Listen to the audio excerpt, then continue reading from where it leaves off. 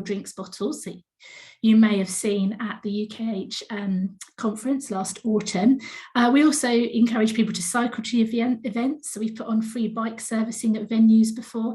And we're also really, really happy to share what we've learned through some of our key speakers. I've been working in this industry across hospitality for the last 20 years, and trying to make these changes in what we're doing in our own events has been such a steep learning curve for me. Trying to move our events programme towards a net zero carbon load and figuring out how to measure the impacts of what we're doing through food sourcing, staff travel waste, it's really hard. So when UKH came to us with the idea for this carbon calculator, we loved it. Anything that makes it easier to understand this stuff and act on it and reduce carbon and hopefully save some money at the same time is a win-win. And we hope our customers and the wider industry find this helpful, and so that together we can make a difference. We're committed to this work for the long term, and we're going to continue to try to find ways to support others to do the same. And we've been so impressed by the work that the Zero Carbon Forum have done, and it's my pleasure to hand you over to Mark Chapman to talk to you a bit more about the calculator. Mark. Brilliant. Thanks, Louise, and delighted to be here. I'm the founder and CEO of the Zero Carbon Forum. I've been working in hospitality for over 12 years now, helping operators measure, report, reduce carbon emissions. So I'm absolutely passionate about the issue. Want to help both tackle the climate crisis and also, as Louise mentioned there, really help operators cut carbon and cut costs as a result is achievable. So delighted to be working in partnership with UKH and Sky, the team at Sky, to really support operators of all sizes measure, report and reduce carbon emissions towards net zero. So next slide, please. So as they say, let's start with the why. You move it on a slide, China. Great, thank you. As they say, yeah, start with the why. And in the last few weeks, the latest report from the world's climate scientists has estimated that we've only got 3 years left to halt the continued growth of our carbon emissions if we want to limit global temperature rises to 1.5 degrees, which is the level at which we can maintain a habitable planet for us. So we need quick and deep reductions in emissions, and with over a third of the UK's emissions coming from food and drink, you know, our sector is going to be absolutely key to tackling the climate crisis. Understandably, the climate crisis is one of the biggest concerns of our customers and employees, and research has shown that they expect businesses that they work for and buy from to lead on this issue. So they're looking to us, not government. They'll also buy from the companies that can show what they're doing on this. And so having a clear plan, the fact that you've measured your emissions and have a plan to reduce it, will be good for your business. Our ambition as the forum and in partnership with UKH and Sky is to help all hospitality operators measure their emissions and know what they can do to reduce them. So today we're launching the carbon calculator and toolkit, which will help you do this. And as Louise mentioned, you know, we understand that it's difficult and can feel overwhelming as to what you do on this. So our job is to help you do it. We launched, as David mentioned, the roadmap last year, which was to help us collate and understand what are the pathways towards zero carbon, what are the initiatives that we can take, where are the key emission areas. So this work really builds on that and helps us understand the emissions from the whole sector, from all of the operators. Next slide, please, John. So Alistair is shortly going to take you through a demonstration of how you can calculate your carbon footprint. This is the first part, is understanding what your footprint is to help you reduce them. So in calculating your own carbon footprint, you'll be able to identify your biggest emission areas across your business and that of your supply chain. And simply the way that we do that is we ask you, and Alistair will take you through this, some input data from yourself. So this is, you will answer some questions that you'll know about your business that will help us calculate your footprint.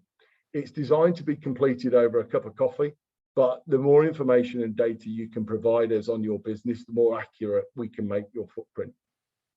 We measure your footprint in line with the various standards and reporting protocols that exist for measuring carbon footprints, known as the greenhouse gas reporting protocols. that the platform aligns with. And this is where you may hear reference to things like scope 1, 2, and 3 emissions. So the calculator does calculate in line with those emission areas and scopes. But in terms of the output reports, to make it understandable and actionable for yourselves, we really prioritize that on showing you where your carbon emissions are coming from in language you understand, in terms of food and drink, transport, employee commuting, and and energy and your utility usage. So we've designed this very much to make it as insightful and as actionable and understandable as possible. So next slide, please, John. So through the forum last year, we've actually, for our forum members, we've created climate action plans where we've pulled together all of the initiatives that a hospitality operator could take across all of the impact areas. So this is from energy, water, waste, transport. There's about 9 impact areas, and we've identified 120 initiatives that you could take. Now, what we've done through the toolkits is to distill all of that down into what are the priority actions for operators that maybe are at the start of the journey on this. We also, through the forum, we have on our advisory board sustainability experts like Mike Berners-Lee, who's a world carbon expert, Mike Barry, who designed Marks and Spencer's Plan A, and they've helped us distill and prioritize what we think the priority initiatives are for you. Bob Gordon, who's recently joined as our forum director and ran this program within Nando's, we've taken his learnings as to how he communicated this, all those initiatives within his own business. So the toolkit that you'll see, which we've made as bespoke as possible, in that it covers, there's a separate toolkit for whether you're a pub, a restaurant, QSR, a hotel, bar or a nightclub, contract catering, attractions and leisure. We've got all of those subcategories. And we've distilled your actions and initiatives into the 3 categories of people. So this is about the operational initiatives that you can take through engaging your team. We've looked at product. So what changes can you make to your offering to help reduce your footprint? And finally, we've categorized the initiatives by place. So this is the changes and the initiatives that you can take in your built environment to reduce emissions. And if you look at it in that way and communicate it within your own business, hopefully that helps break down the elephant to make it edible, so to speak. So that will be provided and accessible through the toolkits, which are available via the calculator. Next slide, please. So finally, within the toolkit, we provided you some guidance on the best approach to doing this, with making it happen and making it stick within your business. And the first part, understandably, is to measure your footprint, and that's what Alistair will talk through in terms of the carbon calculator. Then the next part from there, using the toolkit, is to formulate a plan. Work out which initiatives you want to prioritize, and then look within your team, who are the people you want to engage within your business to help drive this. And there will be a number of people that will be worthwhile engaging. So who runs your ops team, your head chef, what they do in terms of the menu, your property team, maintenance. And again, some of these may be outsourced suppliers, but there's a number of people you'll want to engage to help you drive this initiative. And then take action. Obviously, the key is to implementing the initiatives, and then you'll be able to then measure again the impact of those by updating your footprint on a year-on-year basis. So that's the process we'd recommend, and that's distilled from the learnings of all of our forum members and their expertise and knowledge of how to do this and make it stick within your own business. Next slide, please. Final thing from me is, if you want more help, come join us, come join the forum. You can access a whole variety of more support, both in terms of measuring your footprint, creating your plan to net zero, and joining your colleagues from across the sector who have got this responsibility within operators of all sizes. So we run collaborative initiatives, a whole variety of tools and learning and resource that you can access through joining the forum. We're a non-profit organisation. Members' contributions are based on size of operator. They range from £750 a year for independent operators, and UKH members receive a 15% discount on membership contributions. So if you're interested in joining, come talk to us. There's some details at the bottom. We'd love to talk to you about being part of the collaboration. Next slide, please, Johnny. So that's it from me. I'm going to hand over to Alistair, who's now going to take you through the a demonstration of the toolkit and the calculator and how to calculate your footprint. Alistair, over to you. Thanks, Mark. Just waiting so I can share my screen. So I'm Alistair. I've been working in hospitality for 25 years, and before helping Mark design this carbon calculator, I understand the pressures that businesses face. As a previous operator, there's never enough time, certainly not enough staff, especially now, or resources, and there's something that always needs fixing. Shauna, if you could let me share my screen. Here we go. Right. So to access the calculator, we've come through the UK Hospitality website, or as a Sky customer, you'll be directed through on a click through from their login there. We'd access the calculator here, which will take you to a sign up page where we ask you to fill in your name, email, and the subsector which you work in. As Mark previously mentioned, we've designed the calculator to cover a number of sectors, so breweries, quick service restaurants, hotels, bars, nightclubs, contract catering, pubs, and leisure and attractions. This means you'll get a slightly different tailored questionnaire to complete to allow us to complete your footprint. Today, we are going to complete this as a pub operator. Just need to do.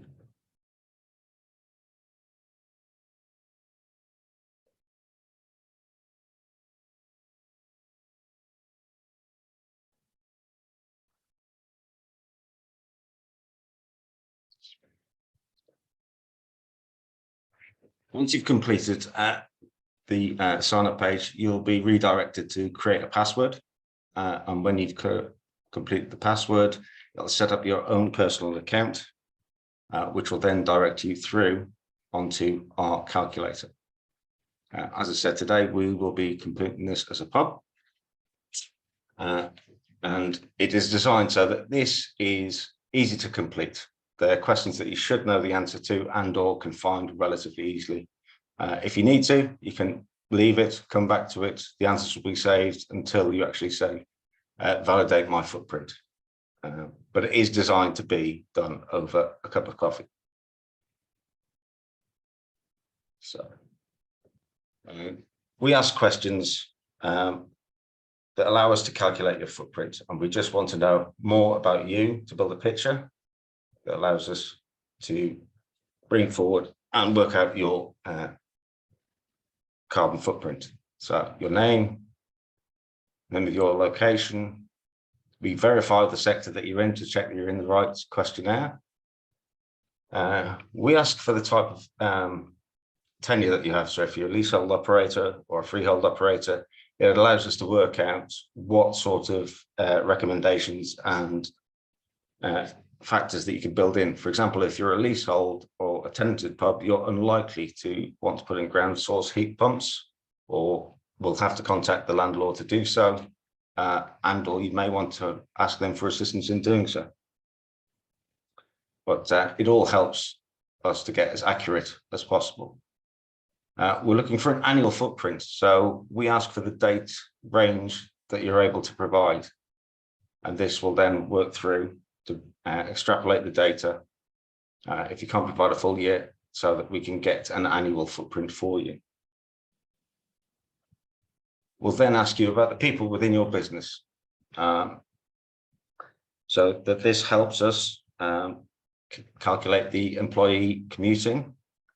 So the number of employees that you have, full and part-time. It allows us to estimate what sort of commuting emissions are generated with them coming to work to and from. Then we check how many sites you have. So if you just have one site or if you have a number of sites, we're able to assess whether or not you're a single site operator or a small group when we look at it, what can do.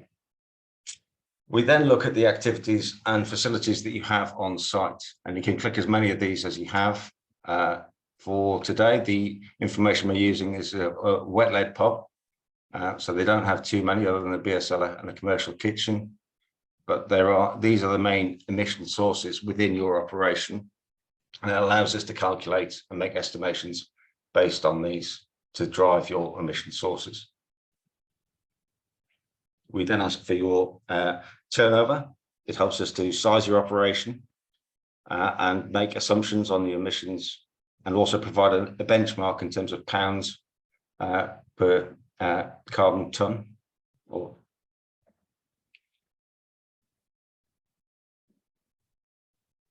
Then we ask for a breakdown of your revenue. So in terms of wet and dry or food and drink. So again, here we're a wet lead pub. So 90% of our revenue comes from drink, and we don't actually do too much food. This allows us to use the data that we're soon to get related to your purchases to extrapolate down in your food and drink mix. So within that, we ask for a breakdown of the ingredients used within your menu. So as these different areas have different carbon emissions and carbon factors, we're trying to establish what level your menu breaks down into. So a steak restaurant, for example, has a far different emission factor than a vegetarian or vegan restaurant or a pizza restaurant. So we're asking for the proportion of meat, fish, pasta, vegetables, etc. within your menu. We also want to know what your best-selling dish is.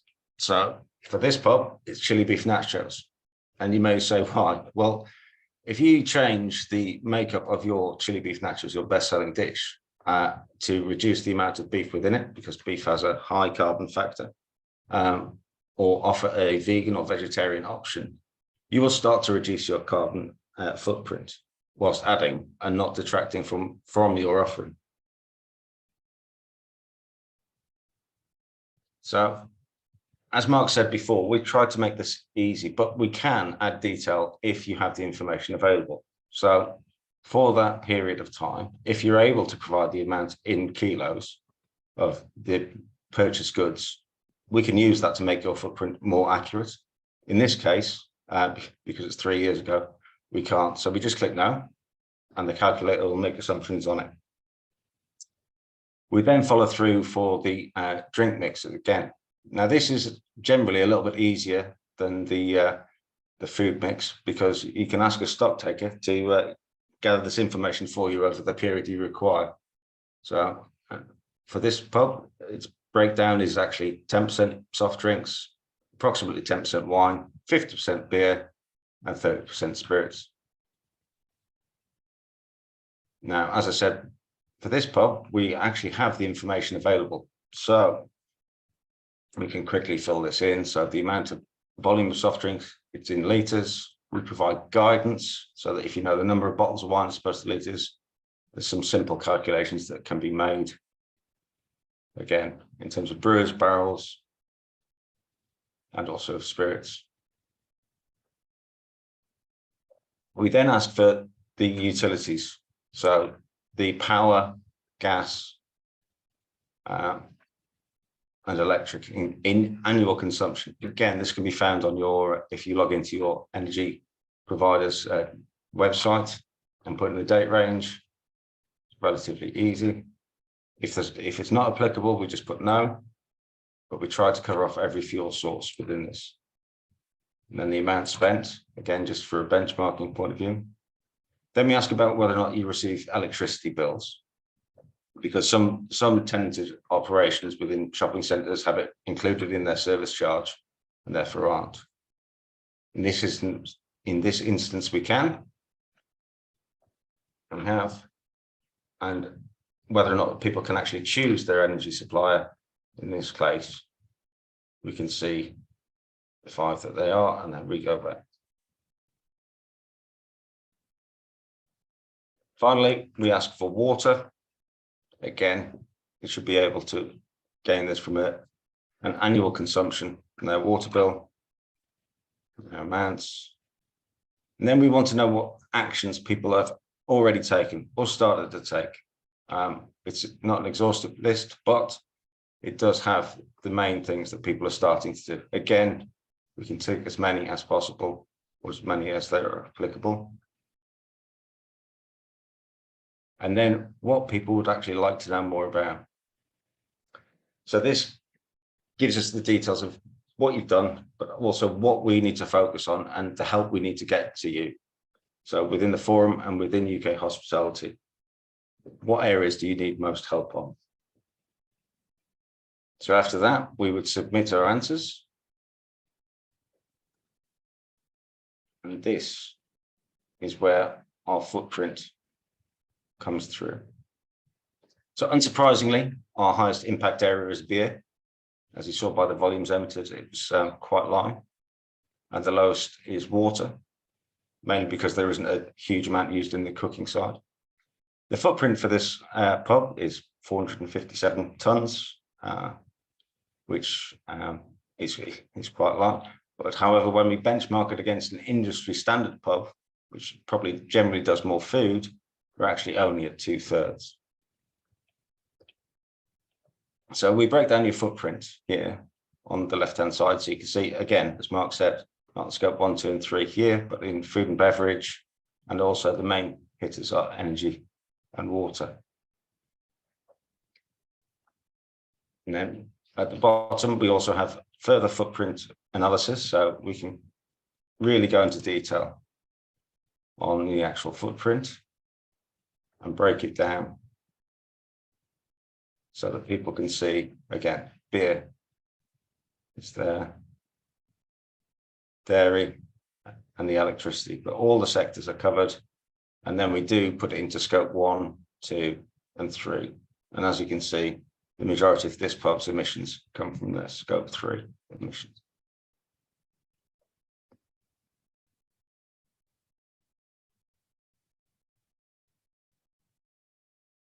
So there's also the net zero performance. So you can see, as I said, they're currently tracking at about 68% of a benchmark pub. There is, however, still the opportunity here within food and beverage. This is an area that they need to focus on. So as Mark said, we provide them with a toolkit, which will link them through, which they can download, which will allow them to see how they can make changes. And Mark's already shown you the pathway, but in terms of the people, so how they educate their staff on energy training. Most people are looking at this right now, funnily enough, with the price of energy, and most of our members are already doing over 2/3. It's relatively low cost. It just takes a concerted effort, but it can have a massive impact. And that's also to your bottom line in saving money as well as carbon. Again, waste and recycling. There's further reading in the links here. So there's websites to be found and organizations that can help you to reduce your carbon footprint, but also, save money. At the same point, it is about saving money as well as carbon. That's what we're trying to do. And with that, I'm going to pass back to David.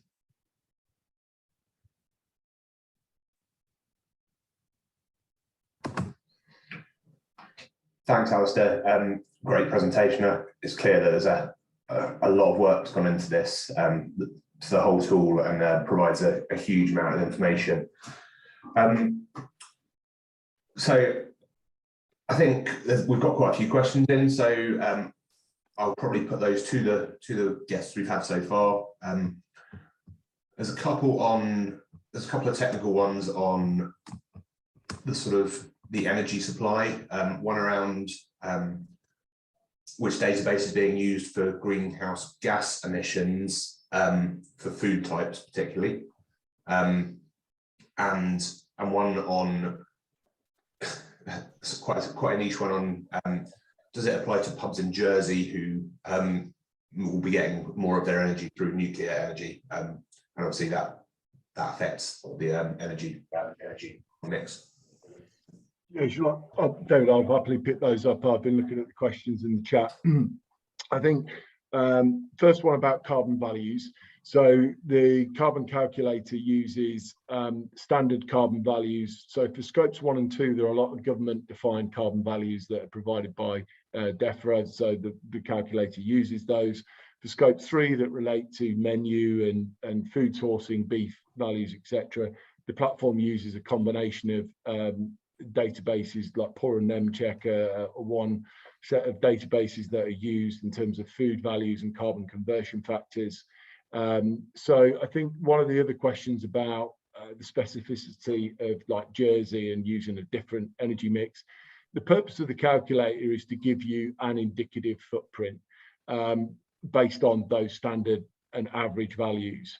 Some of the points that have been raised are really good ones, that if you want to go to the next level, then that's something where through joining the forum or through doing a more detailed carbon footprint using specific conversion factors, you can do that. And as we evolve the calculator, that's something that we'll start to include within it. But clearly for now, to get people started, we want everybody to complete their footprint, and we'll use sort of average emission factors as that landscape evolves. Let me just pick up the other question, which I thought was a very good one from Glenn, about, okay, there's a great question about one of the biggest obstacles is the volume of electricity supply to a site to enable it to move to full electrification and away from gas, so induction hobs, etc. Totally understand that, and it is a big challenge. Clearly, one of the key things you can do is to reduce your consumption through behavioural change. And to give you some examples, we've got collaborative initiatives that have driven sort of 20–30% consumption reductions from operational behaviours on energy from doing that. In terms of your point about electrical supply and the availability of it, that is a nationwide issue that through this carbon calculator, one of the things that we'll be doing in conjunction with UKH is going back to government. So where you saw that, what initiatives have you done?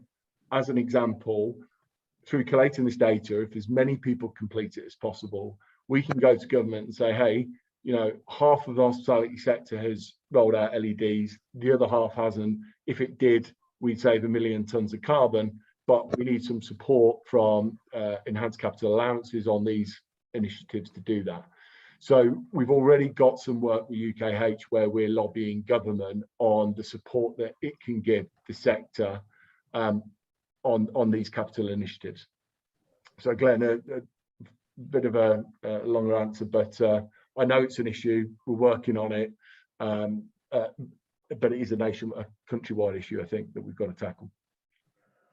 Yeah, and I think that it actually comes back to this almost the start, the genesis of the conversation Mark and I had 3 or 4 years ago on this of how can we collect that data and reliably create a lobbying platform, and obviously we've had a bit of a disruption in the last 3 years, but I think this will really help to provide that data. David, I was just going to pick up on some of the other questions, if you're all right. Do you want me Yeah, please do. There's a question here about being a multi-site operator or site by site. The answer to that is depends on your data. If you've got aggregate data for all of your sites, then you can just complete that and get an idea of your total footprint, or you can complete it site by site if you want an individual site level footprint. So that's that. The other one, in terms of the biomass, that's an interesting question. We don't use, there isn't an option at the minute for biomass boilers. That's an interesting one. In terms of biomass chip as a utility. So no, that isn't in there at the moment, but we haven't seen that widely deployed across hospitality operators. It is in some hotels, I think. The other question about cost of running the calculation, annual fee registration. The great thing is because of the support from Sky and UKH, this is offered free of charge to hospitality operators. So yeah, there isn't a cost. If that answers that. I think I've covered sort of emission factors. Someone's asked a question about would it be used to calculate head office for a small multiple retailer. The tool at the minute is, because it's hospitality, is focused on those subsectors. So it's pubs, hotels, QSR, the ones that Alistair went through. We don't have offices specifically because it's hospitality. So that isn't included in there at the minute. Any other questions?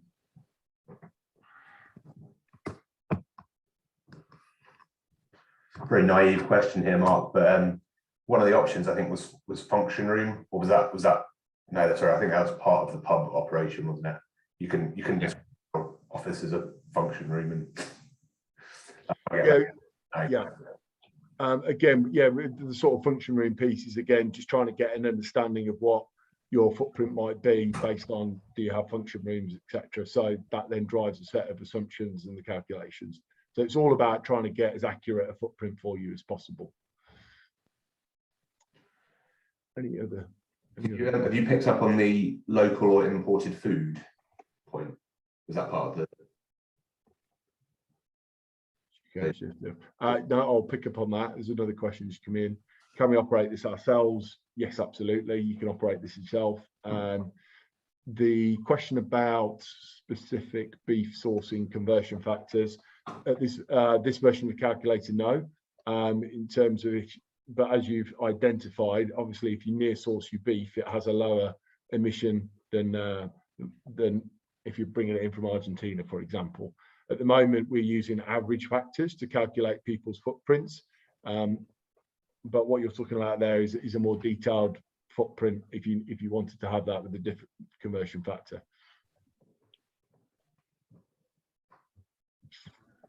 Any other questions? Will the carbon factors be updated each year? Yes, they will. Yes, they will. Absolutely, the conversion factors will be updated each year. Question about, the footprint is free through the carbon calculator. If you're looking for a more detailed footprint, we can do that through the forum. Yes, there is a cost to do that. What I would say is, though, that what we're trying to do through the calculator is to help all operators measure their footprint to start with, and then work out what they can do about it. Going down into a more granular level, absolutely, we can support you doing that through the forum with more specific conversion factors based on certain initiatives.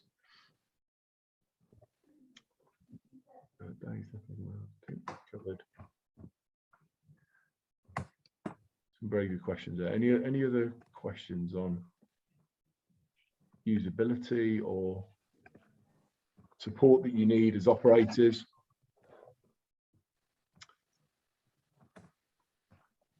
I think that's everything I've seen. Okay, great. Well, I'm glad we've answered all the questions. I suppose one from me, Mark, and again, probably a conversation a few years ago. Will this be able to produce sort of an aggregated figure for?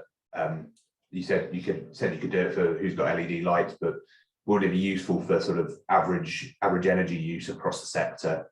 And I suppose, will your averages change as you get more data into the system?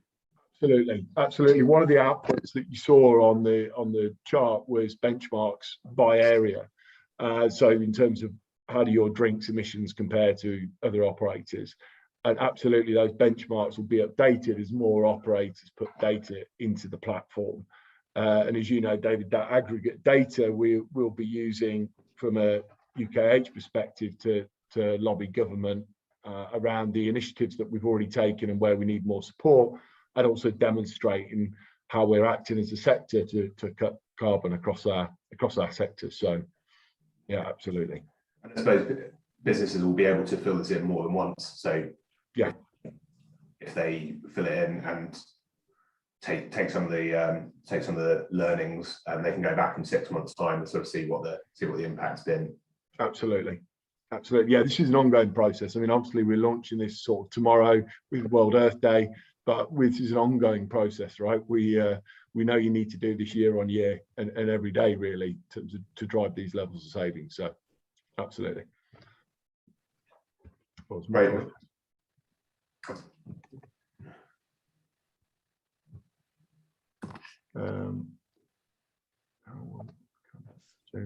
How will electric car charging facilities feed into this?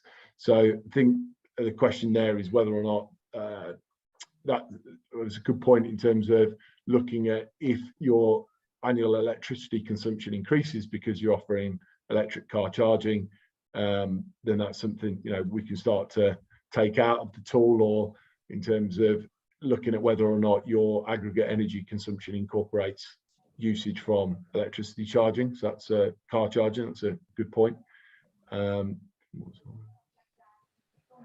you're a multi-site operator, can you benchmark this? You will be able to, as a multi-site operator, if you calculate the footprint for multiple sites, then you'll be able to see, compare the footprint of your different sites, basically, in terms of what their total footprint is. The tool won't automatically do that with it. That'll be... At the moment, no, the tool's built for individual data input, basically, but clearly you can fill it in multiple times for multiple sites, and that will then give you the footprint for all those sites. That's potentially our next development. Thanks, John. Yeah. We'll get this bit right first. Yeah, that's a good point, David. This is iterative. Okay, what we're trying to take everybody on the journey here, which is from the start of just understand what your footprint is and what you can do about it.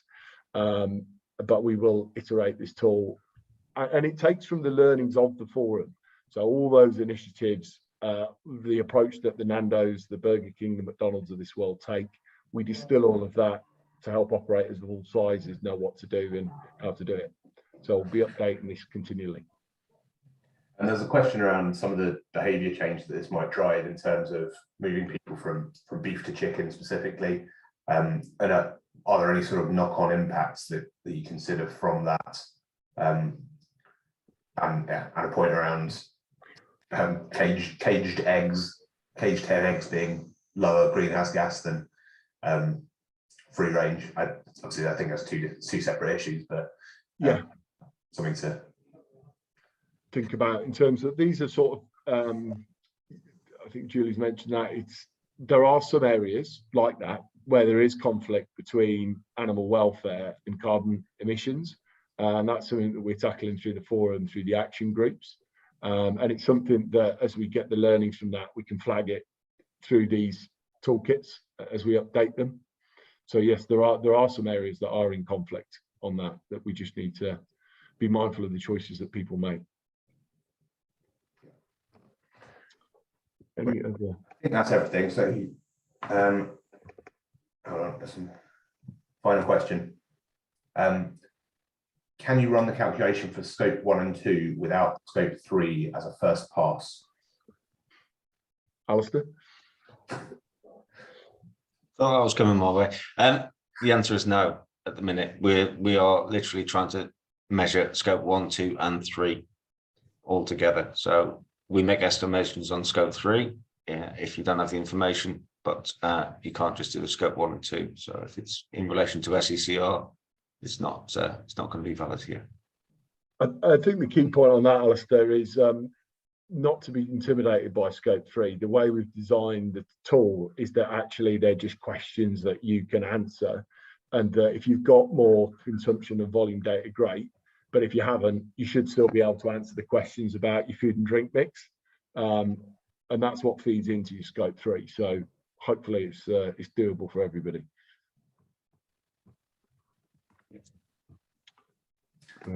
Right. For the fourth time, I'll try and close. I'll try and bring this to a close.